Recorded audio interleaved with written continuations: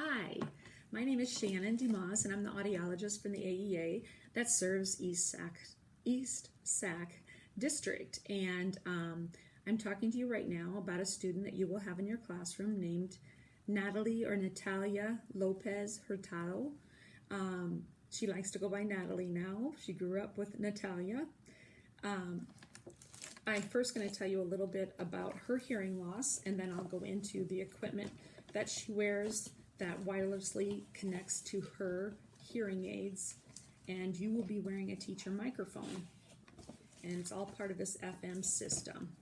I've been doing a lot of these today, so I'm always double checking my results here. Natalia has a mild to moderate hearing loss in her right ear. The hearing for the low pitches is pretty good.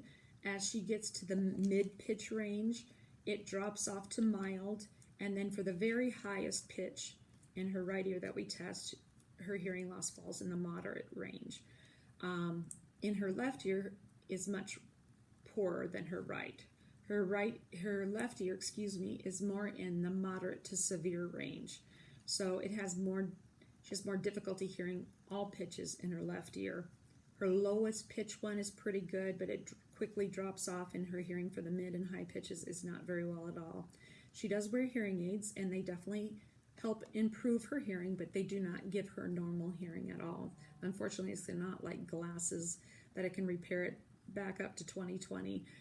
So it improves her hearing, but does not restore normal hearing by any means. Even with her hearing aids on, she's going to have more difficulty hearing high pitch sounds like consonants S, TH, K, C, F. Those kinds of sounds are going to be really challenging for her. She'll have an easier time hearing vowel sounds and low pitch consonant sounds like the M, the N, the B, the G. Those sounds will be a little bit easier for her. So it means that she's often going to hear you talking, and sometimes she'll completely understand, but at other times, especially if it's a word that has several high-pitched sounds in it, she's going to be hearing you talking but not completely understanding what you're saying. So it's important that she be able to see your face when possible. I'm not sure what your mask situation is there, whether you're required to wear them or not, but it is important for her to see your face if possible, and your expression. Any visual aids you'll be using in the classroom is extremely beneficial for her to understand the message. She really does well with her amplified hearing, but she's also very sweet but kind of shy at first, so she may not be letting you know that she's missing out on things. And I'm going to go through some accommodations in the classroom that will help you know when she's missing out and how to deal with that. She does wear hearing aids in both ears. She is used to wearing them. She wears them well. And I will double check with mom to see if she's feeling comfortable putting them in and taking them out. But once they're in, she typically will leave them in all day. So she doesn't have a need to take them in and out. They should be in her ears all day. If you see her pulling them out frequently and not wanting to wear them, please let me know, because there could be something malfunctioning in them, and I can come check that out, and I'd be glad to do that. It's going to be important to have her sit in an area of the classroom where she can see your face, any visual aids you have, your expression, your mouth, everything as clearly as she can. So I hate to say front and center, because a lot of kids don't want to sit there, but toward that area is best. Maybe it's where she can see your face, where you spend the most of the time teaching. It would be important for her right ear to be towards you if you had to pick a side, just because she hears so much better out of that right ear. It's going to be helpful also to get her visual attention when you want to communicate with her. And this isn't always possible in the middle of busy classroom time discussions, things like that, but a lot of times you teachers already do this. You do class eyes up here, things like that, where they will raise their head and look at you, and then you say whatever direction or information you need to share with them, and you know they're much more likely to hear and understand that. Well, for Natalia, it will be especially beneficial, because she'll be looking for those other cues to fill in what she's not able to hear. So anything you can do like that to get her attention first, especially if it's an important message, please try to do that. You'll also want to check her comprehension. Kids with hearing loss, sometimes an indication that they didn't know what was said or they didn't quite understand it would be that they hesitate getting started on an assignment, or they start looking at their peers quite a bit, seeing what they're doing. And sometimes they may just be double checking that they're doing the right thing and they heard it right. Sometimes they might be lost. They're not sure what they heard. So you can see that, and you'll want to check her comprehension. And to do that, it's very tempting to say, Maddie, did you hear that? Did you get that? And even I have a hard time remembering not to ask that. But almost every kid with a hearing loss will nod their head yes and say that they understand it, and they may or may not have. Sometimes they think they have understand the correct message, but there could be parts that are missing. So the best way to ask them is with open-ended questions. Questions like, tell me what we're working on this page. What was the assignment? Where she has to give you that information back is going to be a much better judge of what she's actually understood than the yes-no. Also, when you're wearing a microphone and she's preferentially seated up front and you're doing a class discussion, there's going to be kids behind her that are participating and raising their hand and giving answers. If you can get in the habit of repeating the other children's answers, that helps all the kids, but it will really help Natalia. Instead of saying, gosh, Joey, that was a great answer, what a good idea, she might hear you saying that because you have the mic on, but she doesn't know what that answer was, what the idea was. So whenever you can do that, please do so. And every kid with hearing loss has issues with their vocabulary.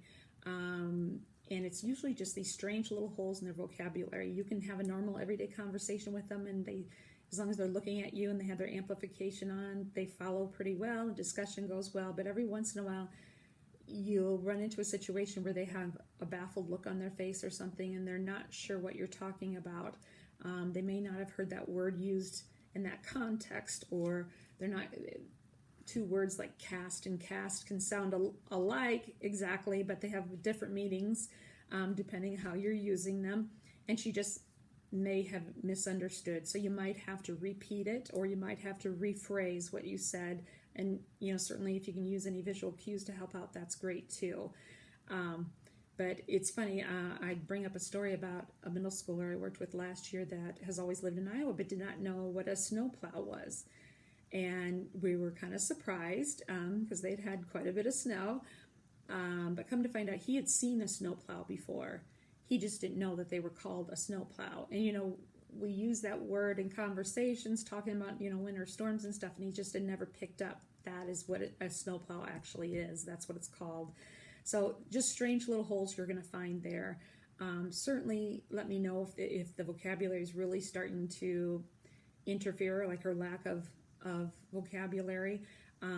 There are teachers at the Deaf and Hard of Hearing that are excellent, that can come in and work with her a little bit and reinforce what you're doing in the classroom, reinforce the vocabulary that you're using, and that could be an option. And we could have somebody come, evaluate her and just see where she's at. And if you find that to be a problem, don't hesitate to contact me again, please. We talked about visual cues.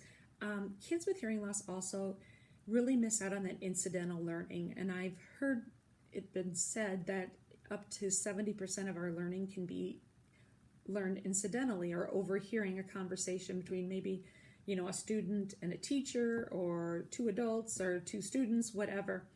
And kids with hearing loss, they really miss out on that portion. So some things that if you just explain something to a child who's a few seats down from Natalia, if you have the microphone on, she may or may not have understood what you've said. Oftentimes you may find that you have to directly teach Natalia that, even though you just said it to the student a couple seats down. So please keep that in mind. It's not that she wasn't paying attention, but when she can't see your face and the visual cues, overhearing is very, very difficult. Anytime, along with those visual cues, that you can write an assignment or important vocabulary term, something like that on the whiteboard, that she has something to look at and refer to, is very helpful too. Our assignments, page 56 versus 66, when it's written up there, that takes that stress, anxiety off of it. She knows exactly what's expected of her. And she is shy, so you're going to have to kind of pull her in to get her involved. Kids sometimes with hearing loss like to withdraw and just sit back and watch everybody else. They're afraid of saying something that's inappropriate, that is off topic. They've probably had done it before and it was uncomfortable, but really encourage her to be a part of it. She'll warm up to you quickly, and she's a very sweet girl. And just know that by the end of the day, she is going to be tired. All the kids may be tired getting back in the swing of school, but her having to concentrate and work so hard to understand and listen really puts a strain on her. I always compare it to, like, if you are at a lecture and you're listening to someone with a very strong foreign accent, you kind of have to lean in and really listen and concentrate to what they're saying. Concentrate on what they're saying. And it's a lot of work, and you have to be pretty motivated to do that. Well, if you think of them, that's kind of what it's like listening for them all day. And by the end of the day, they're often really exhausted. Especially, as the school year begins, she may seem more tired, and then she may spunk up a little as you go along, but keep that in mind. I'm going to send you a sheet that has a lot of this information on it. It also has my contact information down here, my email address and stuff, and I also have my cell number on there. And I put my cell because that's the best and easiest way to get a hold of me. I usually have that with me, and you can text me, you can call me, you can email me, whatever you want. Just let me know if there's concerns or problems or issues going on. I really want to be there to help. And again, it will be on the form, but just so you know, it's 515-408-3580. Again, 515-408-3580.